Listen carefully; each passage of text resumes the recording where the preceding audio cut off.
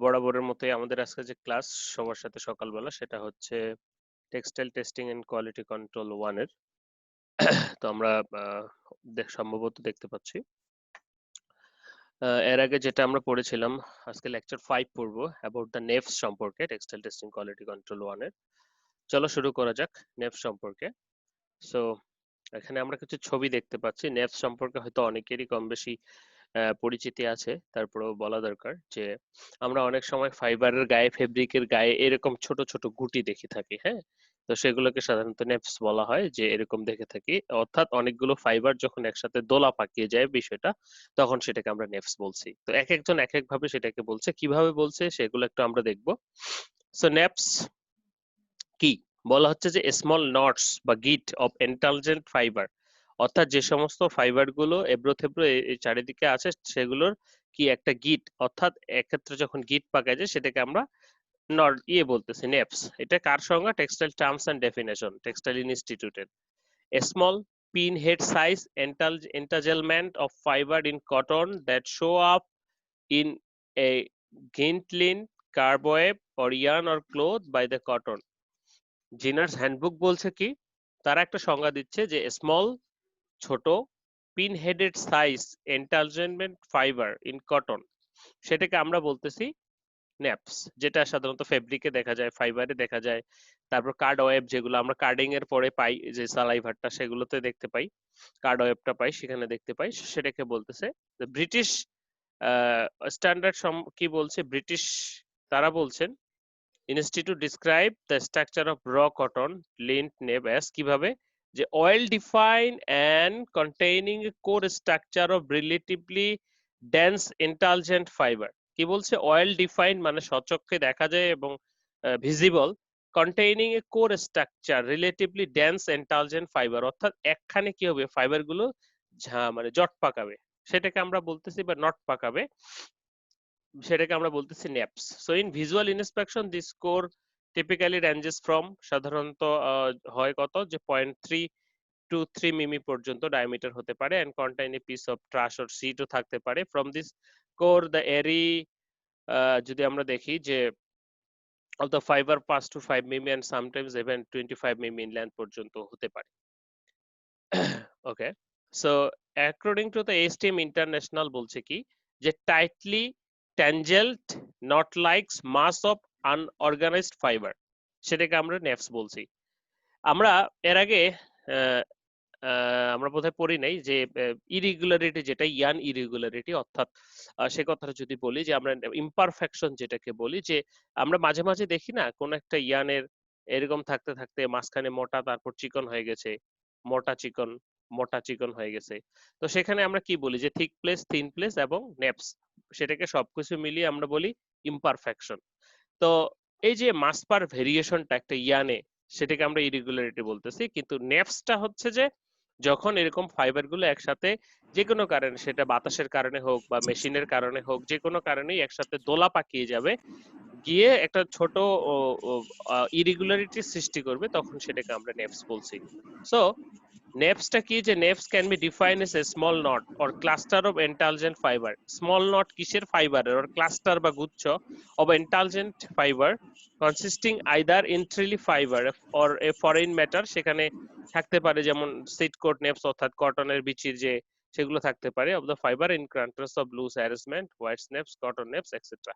So এই যে সংজ্ঞাগুলো, সবগুলো থেকে আমরা এটাই বুঝলাম যে নেপস হচ্ছে এমন একটা অবস্থা যেখানে অনেকগুলো ফাইবার একত্রিত কি হচ্ছে, সন্নিবেশিত থাকতেছে, যে কোনো বাহ্যিক ফোর্সের কারণে হতে পারে বা ন্যাচারালি হতে পারে, যে কোনো কারণে হতে পারে, অর্থাৎ এরকম একটা গুচ্ছ বা ক্লাস্টার অবস্থাকে আমরা বলতেছি নেপস। তো এই নেপস আমাদের টেক্সটাইলের জন্য উপকারী না অপকারী? এটা অবশ্যই অপকারী, যখন এটা আমাদের রেগুলারিটির উপর ইম্প্যাক্ট ফেলবে। তো আমরা যদি একটু দেখি, তাহলে যেটা দেখবো সেটা হচ্ছে যে, আচ্ছা কেউ কথা বলছে, ওকে দেখি একটু ক্লাসিফিকেশন অফ দ্য নেপস দেখবো আমরা।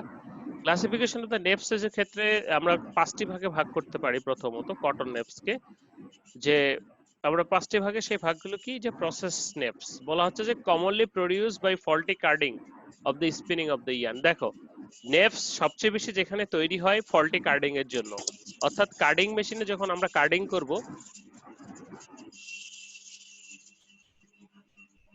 তখন এই সমস্যাটা সৃষ্টি হয়ে থাকে।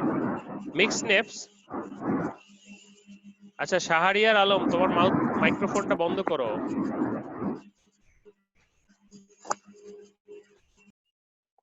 ওকে, so process neps, mix neps কোনটা, যে fibre tangle around the foreign materials, যেমন গ্রিড, এই মনে করো বিভিন্ন এরকম হয় না যে অনেক সময় কোনো একটা কাকড়ের ভাঙ্গা বা কোনো কিছুর উপর সাথে একবারে তারপর চারপাশে ফাইবার গুলো একসাথে গিট বেঁধেছে, তোমরা হয়তো শিমুল তুলো থেকে তুলোর বীজটা আলাদা করেছো, ঠিক সেরকম যেরকম অবস্থাটা হয়, যে মনে করো এগুলো ফাইবারের মাঝখানে শিমুল তুলার বীজটা রয়ে গেছে, এ ধরনের মিক্স নেভস সৃষ্টি হতে পারে। তারপর বলা হচ্ছে যে ইমমেচিউর নেভস, যে generally form by the immature fibre, আমাদের ফাইবার গুলো যদি ম্যাচিউর না হয় তাহলে তারা কিন্তু এই ধরনের নেভস এর সৃষ্টি করে বা দোলা পাকায় গুটির সৃষ্টি করে। হোমোজেনাস নেভস ও ডেড আর নেভস কি? নেক্সট মানে আমরা ময়লা বুঝছি স্যার। হ্যালো, নেক্সট মানে তো সহজ জিনিস, আমরা ওই যে ময়লা অথবা ভাঙ্গা বীজ যেগুলো সেটা তো বুঝতাম। না শুধু সেটা না, তার সাথে ফাইবারের যে কন্ডিশন, যে ফাইবারের এলোমেলো কন্ডিশন, একটা নট একসাথে যে গিট পাকানো অবস্থা, সেটাকে আমরা নেভস বলছি। শুধুমাত্র ফাইবারের যে বীজের ভাঙা সেটা নয়, ওটাকে ফরেন ম্যাটেরিয়াল বা ট্রান্স কন্টেন্টস এগুলো বলতে পারি। ওকে, সো হোমোজেনাস বা ডেট নেভস রয়েছে, যে ট্যানজেল ফাইবার ডেট ফাইবারস এর সমন্বয়ে যে সমস্যাটা সৃষ্টি করে সেটাকে আমরা হোমোজেনাস ও ডেট নেভস বলছি। ফাজ নেভস বলা হচ্ছে ফল্ট অর শর্ট ফাইবার ফাজ ফাইবার, যেগুলো খাড়া খাড়া হয়ে থাকে সেটাকে। অর্থাৎ আমরা এই পাঁচটা ভাগে কটনের নেভসটাকে ভাগ করতে পারি, যে আসলে কোথা থেকে বা কি রকম ভাবে হচ্ছে বা ক্লাসিফিকেশন গুলি কি কি। সো প্রসেসিং এর কারণে যেটা প্রসেস নেভস। মিক্স নেভস কি, যেখানে অনেক প্রকার একসাথে থাকে, ওই যে বললাম শিমুলের বিচির মতো তার চারপাশে ফাইবার গুলো জড়িয়ে থাকবে, বা যে কোনো একটা ফরেন ম্যাটারকে, সেটা ক্রিট হতে পারে বা অন্য কোনো কিছু, শীট কোট নেভস হতে পারে এক্সেট্রা। ইমেচিউর নেভস অর্থাৎ ইমেচিউর ফাইবারের কারণে ডেট নেভস, ডেট ফাইবারের কারণে এরকম যখন অবস্থার সৃষ্টি হবে। ফাজ নেভস যখন ফাজিনেসের কারণে ফাইবারে এরকম অবস্থার সৃষ্টি হবে তখন সেটাকে আমরা ফাজ নেভস বলছি। সো এই ছিল আমাদের কটনের নেভসের ক্লাসিফিকেশন। যদি আমরা একটু দেখি তাহলে পরের স্লাইডে আমরা একটু দেখে নিব। তো এটাকে আরো কয়েকটা ভাগে ভাগ করা যেতে পারে। So according to the classified structure and size into groups, so প্রথমত আমরা উৎপত্তি বা স্ট্রাকচার হিসেবে যদি ভাগ করে ফেলি তাহলে যেগুলো হচ্ছে যে biological Neves, seed code Neves এবং মেকানিক্যাল নেভস। দেখো বায়োলজিক্যাল নেভসটা বলা হচ্ছে, অর্থাৎ এই যে আমরা প্রথমে যেটা দেখলাম যে ইমেচিউর ফাইবার, ডেড ফাইবার, সেগুলোর জন্য, অর্থাৎ বায়োলজিক্যাল নেভস মানে কি ইনহেরেন্টলি যেটা প্রাকৃতিকভাবেই আসে, তবে এই বায়োলজিক্যাল নেভস এর পরিমাণ সাধারণত কম হয়ে থাকে। বিষয়টা কিরকম, যে this are serious neps and they are made consist of the cluster of immature fiber অথবা ডেড ফাইবার হতে পারে, এন্টালজেন with the non fiber material such as seed coat, fragments, leaves or stem material. সেটা ওই seed coat হতে পারে, বীজের ভাঙা, তারপর গাছের পাতা, তারপর গাছের ছাল, এগুলোর সাথে যখন একসাথে জড়িয়ে এরকম অবস্থার সৃষ্টি হয়। And this are also caused by the mechanical mean during seed cotton cleaning এর সময় যখন আমরা সিড বীজ আলাদা করি তখনও এগুলো সাধারণত জেনিং এর সময় সৃষ্টি হতে পারে। যে আমরা জিনিং তো র মেটেরিয়াল 1 পড়েছি, যে কটন জিনিং এর মাধ্যমে সিড আলাদা করা হয়। তো সিড ভেঙে গেলে তখন সাধারণত এই ধরনের যে অবস্থার সৃষ্টি হয়, ক্লাস্টার অবস্থাটার সৃষ্টি হয়, সেটাকে আমরা বলতেছি বায়োলজিক্যাল নেভস। অর্থাৎ বায়োলজিক্যালি যেমন ইমেচিউর ফাইবার, ডেড ফাইবার বা সিড কোর নেভস এর সাথে যখন যুক্ত হয় তখন সেটাকে বলতেছি। ওকে, মেকানিক্যাল নেভসটা সবচেয়ে বেশি হয়, যেহেতু কার্ডিং এ আমরা কি করি, শর্ট ফাইবার গুলোকে রিমুভ করে দেই বা অন্যান্য। কেউ কিছু বলতে চাচ্ছ মনে হয়, বলতে পারো। তো মেকানিক্যাল নেভসটা কি, so this are the neps consisting only fibers entangled together and this types of neps are very common and represent the majority neps in USA cotton and mechanically created. দেখো মেকানিক্যাল নেভসটা কিরকম, মনে করো processing এর সময় যে কোনো কারণেই প্রসেসিং এর সময় যখন এই ধরনের নেভস সৃষ্টি হয় তখন সেটাকে মেকানিক্যাল নেভস বলছি। মনে করো যে কোথাও বাতাসের কারণে হতে পারে বা কোথাও মেশিনের কারণে হতে পারে, অর্থাৎ মেকানিক্যাল যে কোনো প্রসেসিং যে কোনো কারণে যখন এই ধরনের অবস্থার সৃষ্টি হয়, নেভস এর সৃষ্টি হয়, তখন সেটাকে আমরা মেকানিক্যাল নেভস বলছি।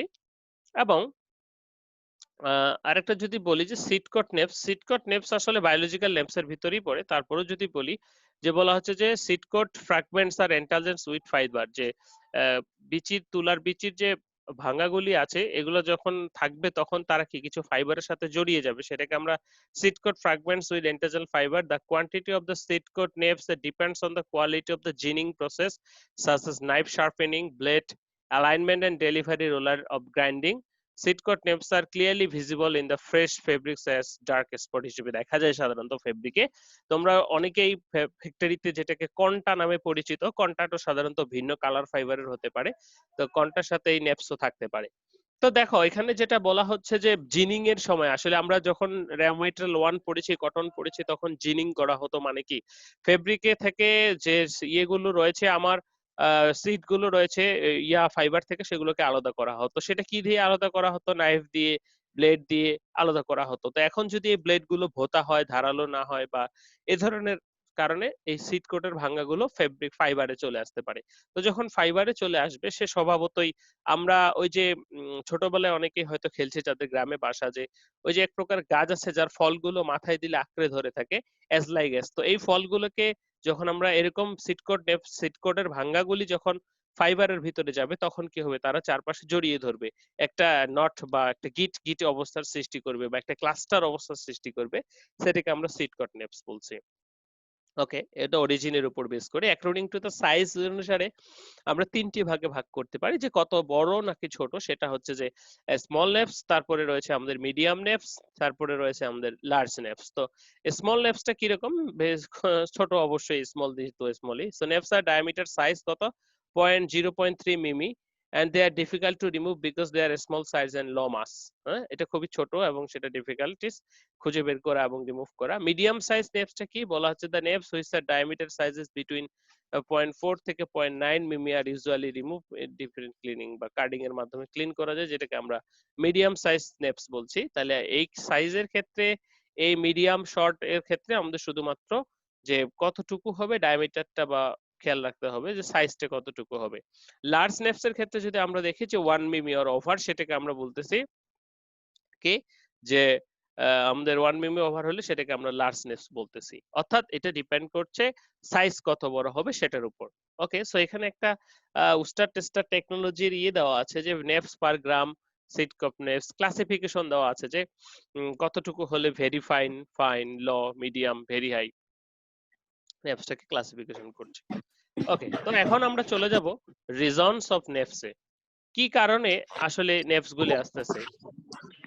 তো আমরা যদি একটু দেখি কি কারণে নেপস গুলি আসতেছে, সেগুলো আমরা একটু আগেই জানলাম। তো আমরা একটু দেখি যে it was found that the neps in কার্ডিয়ান এবং কম্বিয়ান তো আমরা জানি যে ইন কার্ডেরিয়ান consist 40 to 60% biological, 10 to 20% mechanical types naps, and Comtian 6 to 10% biologicals and 40 to 50% mechanical types of naps। আমরা জানি যে কমডিয়ান বেশি ভালো, শর্ট ফাইবার গুলো রিমুভ করা থাকে, কম্বিং প্রসেস হয়, কিন্তু কার্ডেডিয়ানে তো আর কম্বিং প্রসেস হয় না। তো সেই ক্ষেত্রে বায়োলজিক্যাল গুলো কম কিন্তু মেকানিক্যাল গুলো বেশি, এই কারণে হয়ে থাকে। So after the study using an evenness tester, the relevant the naps in the yarn consisted about the 44% biological, 52% mechanical and 4% other types। So আমরা অরিজিন সম্পর্কে বুঝতে পারলাম যে কোথা থেকে আমাদের সাধারণত এই নেপস গুলো হচ্ছে। প্রথমত বায়োলজিক্যাল নেপস তো সম্পর্কে আমরা জেনেছি, তারপরে একটু দেখবো যে বায়োলজিক্যাল নেপস গুলো কিভাবে হবে। প্রথমত দুটি কারণে হচ্ছে, যে ইমেচুর ফাইবার এবং ডেড ফাইবারের কারণে সাধারণত বায়োলজিক্যাল নেপস গুলো হচ্ছে, এবং এর সাথে যখন ফরেন মেটেরিয়াল যেমন সিডকোট, বীজের ভাঙ্গা, পাতার ভাঙ্গা, পাতা বা গাছের বাকল ইত্যাদি যখন যুক্ত হচ্ছে কটন জিনিং এর সময় বা কটন তোলার সময়, তখন আসলে এই সমস্যাটা সৃষ্টি হচ্ছে। এখন তাহলে এই যে ইমেচিউর ফাইবার এবং ডেড ফাইবার গুলো সাধারণত প্রকৃতির উপর নির্ভর করে, যে জমিতে চাষ করা হবে তার উপর, যারা চাষ করছে তাদের উপর, ট্রিটমেন্টের উপর, সবগুলোর উপর নির্ভর করছে। বলা হচ্ছে যে biological reason may consist a cluster of immature fiber and intelligent with a non material fiber, seed coat fragments etcetera, and this are also caused by, এই কথাগুলো আমরা জেনেছি একটু আগেই। এখন এটা ছিল আমাদের বায়োলজিক্যাল কারণ। তাহলে বায়োলজিক্যাল কারণ তো বুঝলাম যে বা এই তাহলে আমাদের যে জিনিং করার সময় সতর্ক থাকতে হবে, যারা উৎপাদন করব যে ম্যাচিউর ফাইবার যেন না হয়, ডেড ফাইবার যেন না হয়, যদি হয় সেগুলোকে ক্লিন করে ফেলার ব্যবস্থা করতে হবে, এটসেট্রা। মেকানিক্যাল রিজন গুলো কি? যখন আমরা কার্ডিং করি, যে কার্ডিং কে কি হার্ড অফ দ্য স্পিনিং বলা হয়, কারণটা কি? এখানে যখন আমাদের যে ময়লা আবর্জনাগুলি আছে সবগুলো কি দূর করা হয়, যেমন গাছের ভাঙাচোরা যা কিছু আছে তখন কি এখানে ময়লা অপদ্রব্যগুলো দূরীভূত করা হয় এবং ছোট ফাইবার গুলো কিন্তু কম্বিং এর মাধ্যমে দূরীভূত করা হয় কম্ব ফাইবারের ক্ষেত্রে। সো এই কম্বিংটা সবচেয়ে বেশি গুরুত্বপূর্ণ ভূমিকা রাখে এই নেপসটা সৃষ্টি না হওয়ার পেছনে। তো এখানে এতটুকু কম বেশির কারণে কিন্তু এ ধরনের নেপস সৃষ্টি হয় বা এই ধরনের ম্যানিপুলেশন হয়। বলা হচ্ছে due to the mechanical process, mechanical or aerodynamic manipulation of the fibers during processing mechanical neps are formed. তো এটা কি কি কারণে হতে পারে তার সেরকম কয়েকটি কারণ এখানে, যেমন too high tension in the draft and stretching of the web, আমরা যে ওয়েবটা তৈরি করছি সালাইভা সেটাকে যখন টানতেছি, and difference in the between drafts and cards, on clothing and feed roller bearings, insufficient stripping, uneven flat stripping, damaged cylinder wires, তারপর height over speed, a hook damage, etc. আমাদের কি হয় যে আমাদের কি এরকম রোলার থাকে, কার্ডিং রোলার থাকে, রোলারে কি থাকে এরকম হুক থাকে না? তো এইরকম হুক যখন থাকে তখন কি হয়, একটা রোলার একটার অপোজিটে ঘুরে আরেকটা অপোজিটে ঘুরে, তাহলে কি এই পাশের গুলো ফাইবার এই পাশে গুলো, তাহলে এখানে স্পাইকের মাধ্যমে কি হয় ফাইবার বড় বড় ফাইবার গুলো আলাদা হয়ে যায়, আবার ছোট যে সিট কর্নেপ সেগুলো আলাদা হয়ে যায়। তো মনে করো হাইড ওভার স্পিড যদি থাকে, এটা যদি তাড়াতাড়ি ঘুরে তাহলে তো ক্লিন ভালো হবে না। তারপর insufficient stripping, damage of the cylinder, doffer fire flood, এখানের দাঁতগুলো যদি ভেঙে যায়, অর্থাৎ যে চিরুনির দাঁত ভেঙে গেছে সেগুলো দিয়ে তো আর চুল আঁচড়ানো যাবে না। অ্যাজ লাইক অ্যাজ এই যে মেকানিক্যাল কারণগুলোর কারণে ম্যাক্সিমাম ক্ষেত্রে আমাদের নেপস গুলোর সৃষ্টি হয়ে থাকে। ওকে, তারপরে যদি আমরা কারণ দেখি, কারণ তো গেল, এবার একটু আসি প্রবলেমসে। আসলে কি কি প্রবলেম সৃষ্টি করে এই ন্যাপস গুলি সেগুলো একটু জানা দরকার। যে effect the appearance of the yarn and fabric, fabric এবং ইয়ার্নের অ্যাপিয়ারেন্সটাকে কি নষ্ট করবে কিভাবে? যে এই যে আমরা বলি যে কন্টা যখন অন্য কালারের থাকে বা অন্য ম্যাটেরিয়াল থাকে এরকম ভাবে দেখাবে, ফেব্রিকের উপর এইভাবে সাদা ভেসে উঠবে, ডাইং হবে না, এই যে এরকম দেখাবে, সেটাকে আমরা বলতেছি নেপস। তো lower the yarn strength, yarn স্ট্রেন্থটা কমাবে, অর্থাৎ এটা স্টেট এন্ড ইয়ার্ন, এখানে যে শক্তিটা থাকার কথা ছিল প্রত্যেকটা ফাইবার একটা কোহেসিভ ফোর্স দ্বারা, কিন্তু হঠাৎ করে এখানে এরকম গিট্টু হয়ে গেছে, তাহলে কি হবে? এখানকার স্ট্রেন্থটা কমে যাবে।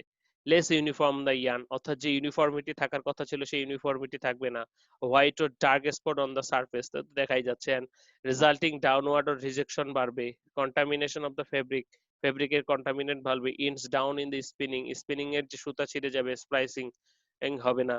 সো এই হচ্ছে প্রবলেম যেগুলো বিশেষ করে আমাদের ডাইং এর ক্ষেত্রে যদি বলি, যে ইমেচিউর ফাইবার বা ডেড ফাইবার যেগুলো যেগুলো আছে তারা কিন্তু ডাই অ্যাবজর্ব করবে না। তাহলে ডাই অ্যাবজর্ব যদি না করে তাহলে তারা এরকম সাদা থেকে যাবে বা তাদের অন্য যে কালার গুলি সেগুলো দেখাবে, শো করবে। সো একটা আনইভেননেস বা কি বলবো একটা আন ইউনিফর্মিটির সৃষ্টি হবে, সেটা ফাইবারে হতে পারে, ইয়ানে হতে পারে, ফেব্রিকে হতে পারে। So this are the problem caused by the neps. Okay, এবার আমরা একটু দেখব যে নেপস মেজারমেন্ট। তাহলে এখন এই নেপস গুলোকে আমাদের মাপতে হবে, তো কতখানি নেপস আছে বা আছে নেই। সো নেপস মেজারমেন্ট আমরা তিনটা স্টেজে করব, একটা হচ্ছে ফাইবার স্টেজে, একটা হচ্ছে ইয়ার্ন স্টেজে এবং একটা ফেব্রিক স্টেজে। তো ফাইবার স্টেজে ইয়ার্ন মেজারমেন্টের জন্য আমাদের কিছু টেকনিক আছে, সেই টেকনিক গুলো সম্পর্কে আমরা একটু আলোচনা করব। প্রথম টেকনিক যে manual determination number of neps in cotton fiber sample, অর্থাৎ ম্যানুয়ালি দেখব কিভাবে। যে manual determination in the fiber sample involves manual counting and sizing of the naps in web prepared from the sample। কি করব? Manually counting করব। কোথায়? Web prepared from the sample, অর্থাৎ যে ওয়েবটা আমরা প্রিপারেশন করব কার্ডিং থেকে। So either by the hand or mechanically, laboratory যেটা হতে পারে, ন্যাপোমিটার আমরা ইউজ করতে পারি, যেটার সাহায্যে আমরা কি করছি, the webs are prepared and then spread on a dark background যেন সহজেই দেখা যায়, with a number of naps contain a size as per the photographic standard and being manually counted and related the weight of the elevated sample। এখানে একটা ন্যাপোমিটার রয়েছে, দেখো এই ন্যাপোমিটারের সাহায্যে আমরা কি করছি, যে ন্যাপোমিটারের সাহায্যে আমরা একটা ওয়েব তৈরি করে নেওয়ার পর আমরা কি করছি, ম্যানুয়ালি ম্যাগনিফাইং গ্লাস অথবা দিয়ে আমরা কাউন্ট করতেছি যে এটা আমার একটা কার্ডের ওয়েভ। তো এই কার্ডের ওয়েভের ক্ষেত্রে আমি অবজার্ভ করছি যে এখানে এই ধরনের কি কি সমস্যার সৃষ্টি হয়েছে বা এরকম নেভস কতগুলো আছে বা কয়টা পার ইয়ার্সে আছে, সেটা হচ্ছে আমাদের ম্যানুয়াল সিস্টেম নেভস খুঁজে বের করার। দ্বিতীয়ত আরেকটা রয়েছে যে determination by neps in card webs use করে, যেটা আমরা এখানে দেখতে পাচ্ছি যে সিলি নেপ কাউন্টিং টেমপ্লেট রয়েছে একটা। তো তোমরা এখানে দেখতে পাচ্ছ যে অনেকটা ইয়ের খাঁচা, ডিমের খাঁচার মতো, যে এটা কালো কিন্তু মাঝখানেরটা ফাঁকা। তো এই ফাঁকাগুলো দিয়ে যখন ওয়েবটাকে নিচে পাস করানো হবে তখন এই ফাঁকাগুলো কয়টা আছে সেগুলো আমরা কাউন্ট করব। বলা হচ্ছে যে manual determination in card web involves the manual counting and sizing neps web and the web can interpret the dark background with the, একইভাবে ওখানে শুধু আমরা কি করছি, ম্যানুয়ালি চোখ দিয়ে কাউন্ট করতেছি কোনো কিছু। তো এইখানে যেটা করছি সেটা আমরা একটা কাউন্টিং টেমপ্লেটের সাহায্য নিচ্ছি এবং সেটা দিয়ে আমরা কি করছি, সে কাউন্ট করছি। বলা হচ্ছে যে alternative neps can be manually counting template number of circular holes. দেখো using a template number of, অর্থাৎ প্রত্যেকটা সার্কুলার হোলে কতটুকু, এবং প্রত্যেকটা সার্কুলার হোলের জায়গা লিমিটেড, যে তাহলে কতগুলি আছে, তাহলে জায়গাটা এরিয়াটা আমরা পেলাম, তাহলে কত এরিয়া কতটুকু রয়েছে। বলা হচ্ছে যে although there are many variation in template method and the universally accepted method was developed by the Shealy Institute, and যেটা Shealy নেপস কাউন্টিং টেমপ্লেট নামে পরিচিত, যেটা কি বলা হচ্ছে ইউজিং 34 হোলস, এখানে 34 হোলস রয়েছে, 1 ইঞ্চি স্কোয়ার যেটা এরিয়া, এটা আমরা ছবিতে দেখতে পাচ্ছি। and the number of holes contain one or more depths are counted and assuming the Poisson distribution and the level and estimated expresses as the count per sir এটা maybe 100 inch. শিল্লি না Shirley হবে maybe sir. Shirley Shirley একই জিনিস। Shirley nep cutting. হ্যাঁ, যেটাকে শিরলি Shirley যেটাই বলো তুমি। এটার উদ্দেশ্য হচ্ছে কি যে আমরা যখন নেপস মেজার করি তো বিভিন্ন জন বিভিন্ন ভাবে কাউন্ট করি। তো শার্লি যেটা ইনস্টিটিউট তারা এরকম একটা ইয়ে বের করলো, যেটা হচ্ছে কয়টা হোল থাকছে, প্রায় 34টা হোল 1 ইঞ্চি স্কোয়ার করে। তো সেটার এইটা বসিয়ে দিয়ে কার্ড ওয়েবের উপর আমরা এখানে মেজার করব যে কয়টা, প্রত্যেকটা হলে কয়টা আছে বা কয়টা করে নেপস ধরা পড়লো, সেটাকে পার 100 ইঞ্চিতে ধরা হয়। ওকে, এই ছিল ম্যানুয়াল মেথড। আরেকটা রয়েছে আমাদের যে টেনশনেন্স মিটার, যেটা ড্রয়িং প্রিপারেশন। তো সেখানে আমরা যেটা ভিজুয়ালি অ্যাক্সেস করব, বলা হচ্ছে যে this is method involve processing fiber web through a drafting zone. অবশ্যই সেটা ওয়েব তো আমাদের নিতেই হবে, and resultant web is a guided and illuminated screen on this flow the visual classification of the naps to 5 categories according to size and appearance.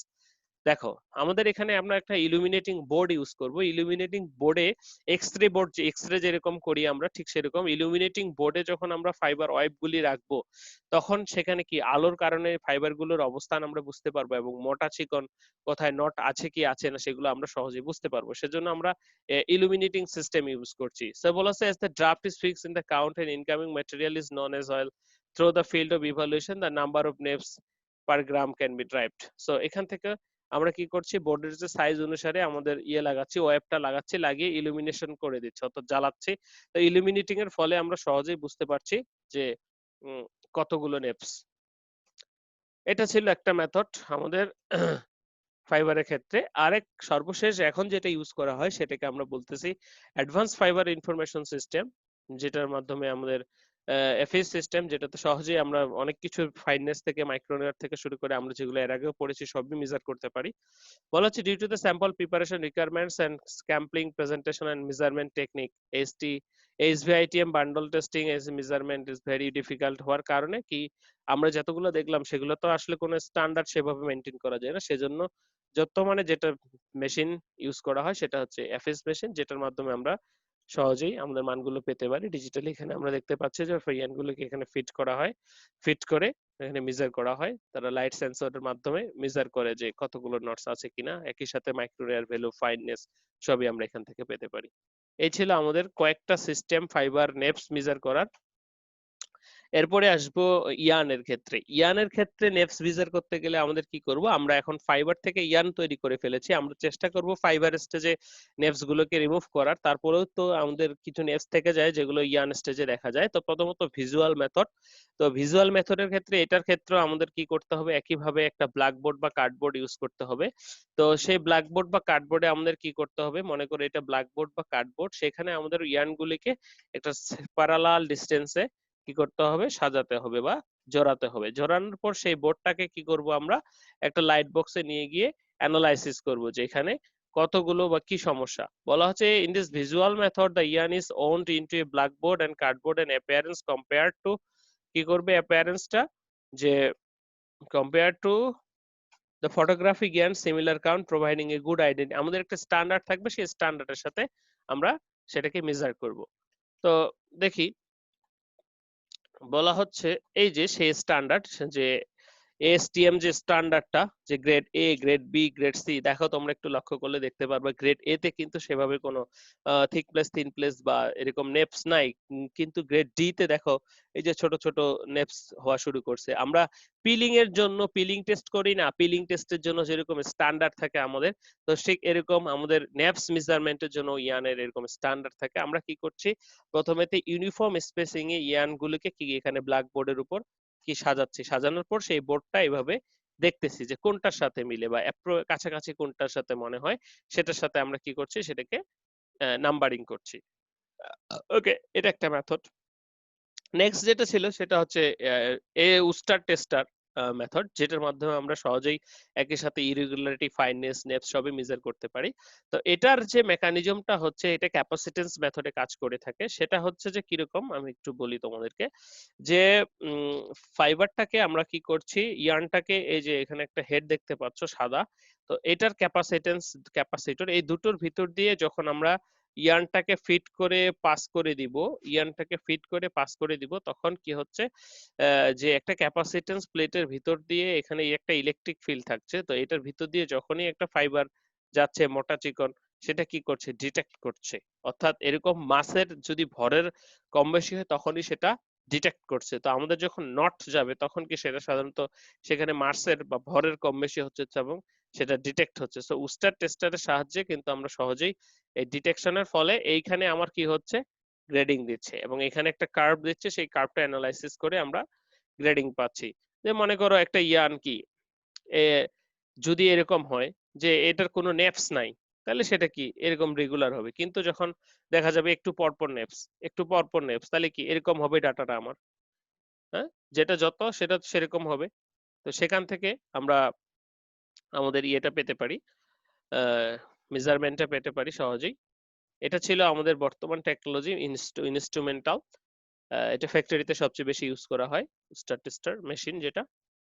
ওকে, এবার measurement ফেব্রিকের নেপস, ফেব্রিকের নেপস মেজারমেন্টের ক্ষেত্রে আমাদের ম্যানুয়াল মেথডের উপরে ডিপেন্ড করতে হয় যে পার স্কয়ার মিটারে বা পার ইয়ার্সে কতগুলো নেপস রয়েছে বা এরকম প্রবলেম রয়েছে, নেপস রয়েছে, সেটাকে আমরা ম্যানুয়ালি কাউন্ট করি। ফেব্রিকে যারা কিউসি রয়েছে তারা সাধারণত এই কাজগুলি করে থাকে, যে টেবিলে নিয়ে আমরা কি করি, যে বড় বড় টেবিলে লাইটের অপোজিশনে আমরা দেখি যে প্রত্যেকটা ইয়ার্স এর মাপস আছে, কতটুকু ফেব্রিকে কতগুলো নেপস পাওয়া যাচ্ছে। তো অনেক সময় আবার এগুলো ধরে ধরে রিমুভও করি প্রয়োজনের ক্ষেত্রে। এই ছিল আমাদের নেপস মেজারমেন্ট ইয়ানের ক্ষেত্রে, ফাইবারের ক্ষেত্রে এবং ফেব্রিকের ক্ষেত্রে। এখন কাউন্ট নেপ বলে একটা সংজ্ঞা আছে, কাউন্ট অফ নেপস। বলা হচ্ছে যে nep count is the number of neps per 100 square inches in card of web forming. বলা হচ্ছে যে 100 স্কোয়ার ইঞ্চিতে কতগুলো নেপস রয়েছে সেটাকে আমরা নেপ কাউন্ট বলছি, ঠিক আছে। সেই 100 স্কোয়ারটা কিরকম, বলা হচ্ছে standard hank of sliver 12 any of the 40 inch weight কার্ভের ক্ষেত্রে, এরকম একটা ওয়েট কার্ডের ক্ষেত্রে 100 স্কোয়ার ইঞ্চিতে কতগুলো নেপস রয়েছে সেটাকে নেপস কাউন্ট বলছি। তো এটার কার্ড ওয়েভের ক্ষেত্রে নেপস মেজারমেন্টের ক্ষেত্রে সহজেই করা যায়, যেমন n is equal mathematically m গুণন 100, যেখানে আমরা দেখতে পাচ্ছি যে m is equal to number of parts না পার টু ইঞ্চিতে। অর্থাৎ একটা ওয়েট কার্ভের ক্ষেত্রে আমরা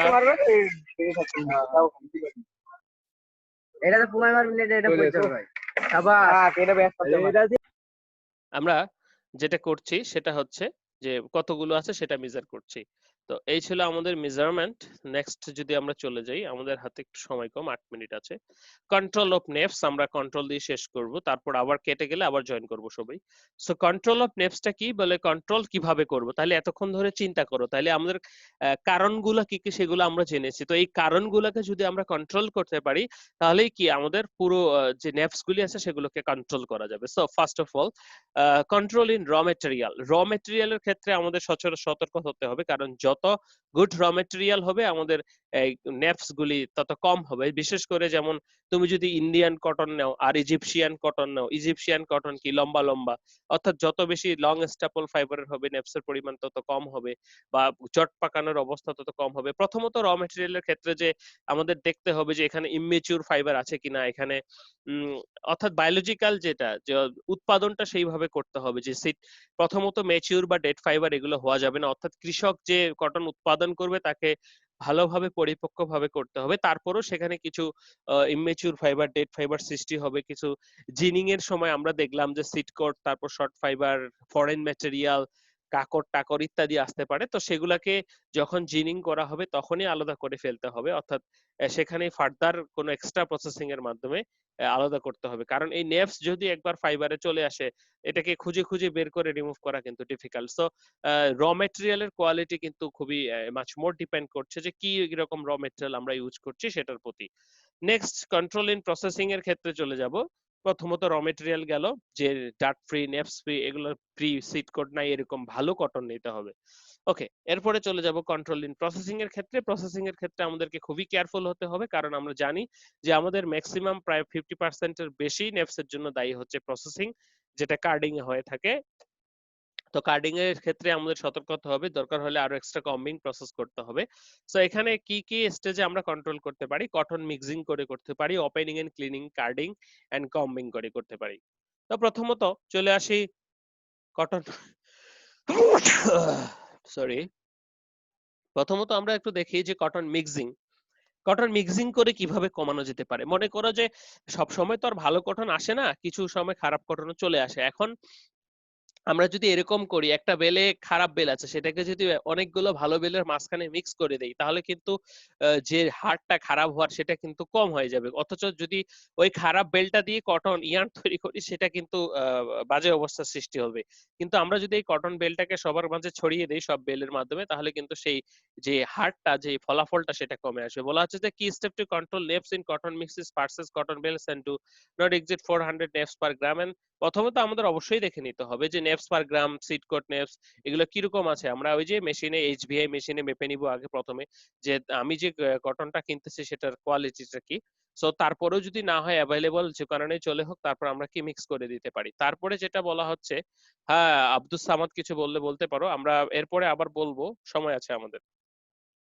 opening and cleaning. Opening and ক্লিনিংটা কি, যে আমরা কটন বেল কেনার পর ফার্দার প্রসেসিং এ যাওয়ার আগে তো আমরা ওপেন করব এবং ক্লিন করব অবশ্যই, এবং সেই ওপেন এবং ক্লিনটা সতর্কতার সাথে করতে হবে এবং ভালো করে করতে হবে। বলা হচ্ছে opening and cleaning process will always add neps and cotton, so this can be low 40% and high 90%, but spinner need to know the higher neps in the cotton mix the lower percentage. অর্থাৎ foreign material থেকে আমরা যে cleaning করি, opening করি, bale open করে clean করি, spinning এ যারা জব করো তোরা ভালো জানো, এগুলোকে ভালো করে করতে হবে। অর্থাৎ কোনো প্রকার এখানে ছাড় দেওয়া যাবে না কোয়ালিটিতে।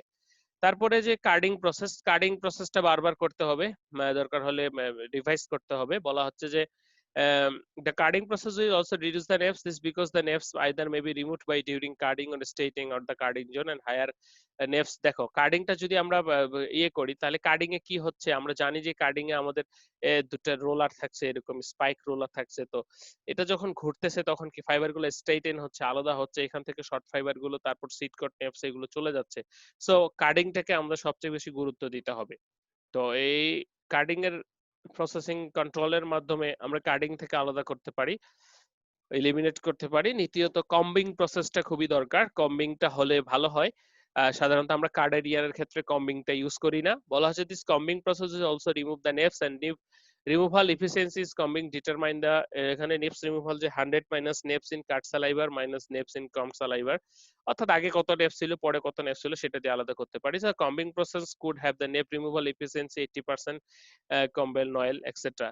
অর্থাৎ কম্বিং প্রসেসটা কি আরেকটু কার্ডের চেয়ে সফিস্টিকেটেড প্রসেস, অর্থাৎ এখানে যে শর্ট ফাইবার আরো যে ম্যাটার গুলো ছিল সেগুলোকে রিমুভ করে থাকে। আমরা ফ্যাক্টরিতে কাট সুতা ইউজ করি, কম সুতা ইউজ করি, কম সুতা অপেক্ষাকৃত ভালো, এগুলো থাকে না, এগুলো আমরা জানি। সো কম্বিং প্রসেসটাকে আবার কন্ট্রোল করে আমরা আমাদের নেফস গুলিকে কমাতে পারি।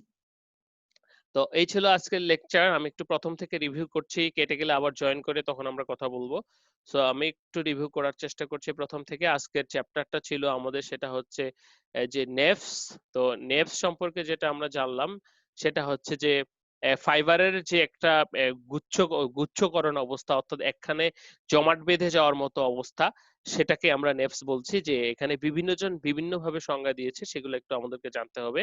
বলা হচ্ছে যে small knot or cluster of entangled fiber, entangled fiber. তো এইটাকে আমরা নেফস বলছি। এই অবস্থাটাকে আমরা নেপস বলছি। এটা ফাইবারের ক্ষেত্রে কি কি সমস্যা করে সেগুলো আমরা দেখব। তো দেখেছি তার আগে নেপস কত প্রকার, এখানে আমরা দেখেছি যে প্রায় 5 প্রকার। প্রসেসিং এর কারণে হতে পারে, তারপর মিক্সিং এর কারণে হতে পারে, বাইরে থেকে ম্যাচিউর, ইমম্যাচিউর এন্ড ফাজ নেপস এর কথা পড়েছি। তারপরে এখানে যেটা দেখেছি 3টি ভাগে ভাগ করেছি আমরা। বায়োলজিক্যালি যেগুলো হয় সেগুলো বায়োলজিক্যালি, মেকানিক্যাল এর কারণে যেগুলো সেগুলো মেকানিক্যাল, এবং সিড কোডের কারণে যেগুলো সেগুলো seed coat neps. So seed coat neps এর ক্ষেত্রেও আমরা দেখেছি যে যখন ওই বিচির সাথে আরো লেগে থাকবে সেটাকে সিড কোড নেপস বলছে, কটন বিচের সাথে। অ্যাকর্ডিং টু দ্য সাইজের ক্ষেত্রে আমরা যেটা জানি স্মল, মিডিয়াম এবং নেপস। এখানে শুধু ইয়েটা মনে রাখতে হবে যে কতটুকু, 3.3 মিমি, 4 to 9 মিমি এবং 1 মিমির ক্ষেত্রে। তারপরে আমরা যেটা রিজন অফ নেপস দেখলাম যে কি কি কারণে হয়, বায়োলজিক্যাল, মেকানিক্যাল এন্ড আদার্স। তো বায়োলজিক্যালটা তো সাধারণত সেভাবে কন্ট্রোল করা যায় না, কিন্তু মেকানিক্যালটা আমরা সাধারণত কন্ট্রোল করতে পারি। এখানে মেকানিক্যাল কারণ দেখলাম। তারপর প্রবলেমস অফ দ্য নেপস আমরা একটু দেখি, এটা কিন্তু ইম্পর্টেন্ট যে কি কি প্রবলেমস করছে, যে অ্যাপিয়ারেন্সটাকে নষ্ট করছে, ইয়ান স্ট্যান্ড কমাচ্ছে, ইউনিফর্মিটি কমাচ্ছে, হোয়াইট ও dark spot in the surface ফুটিয়ে তুলতেছে, রেজাল্টিং ডাউনওয়ার্ডিং ও rejection, commitment of the contaminant fabric of the fabric, যেরকম এরকম এরকম যদি হয়ে থাকে কন্টামিনেশন সৃষ্টি করবে, যেটাকে আমরা কন্টা বলি অন্য ফাইবারের ক্ষেত্রে। তারপর ডাউন স্পিনিং এর ক্ষেত্রে প্রবলেম করছে। মেজারমেন্টের ক্ষেত্রে ফাইবারের ক্ষেত্রে আমরা ম্যানুয়ালি যেটা মেজার করতে পারি সেটা হচ্ছে ম্যানুয়ালি, অর্থাৎ একটা ওয়েবে আমরা দেখব কয়টা আছে। তারপরে একটা সেজন্য সেটাকে আরো আইডেন্টিফাই সিগনিফিকেন্ট করার জন্য আমরা যেটা শার্লি যেটা নেপ কাউন্টিং টেমপ্লেট ইউজ করি, অর্থাৎ এই টেমপ্লেটের মাধ্যমে 34টা হোল থাকবে এবং সেই হোলে কয়টা করে আছে সেটা দিয়ে আমরা 100 পার ইঞ্চিতে মেজার করব। তারপরে আমাদের যেটা ইলুমিনেশন বোর্ড রয়েছে, অর্থাৎ ইলুমিনেশন বোর্ডের যে অপর প্রান্তে যদি তুমি দাঁড়াই থাকো তাহলে তোমারও ছায়াটা অববয়টা দেখা যাবে। সো এখানে যদি এখন ফাইবারটা আমরা দেখি, অ্যাসেস করি বা ভিজিবল করি, সেগুলো দেখা যাবে যে নট কতগুলি আছে। তারপরে রয়েছে আমাদের সবচেয়ে মডার্ন এবং সিস্টেম হচ্ছে Uster AFIS, advance information fiber system. এটার মাধ্যমে সবচেয়ে বেশি এখন করা হয়ে থাকে। তারপরে ইয়ানের ক্ষেত্রে আমরা একইভাবে একটা বোর্ডে পেঁচিয়ে এইভাবে ভিজুয়ালাইজেশন করতে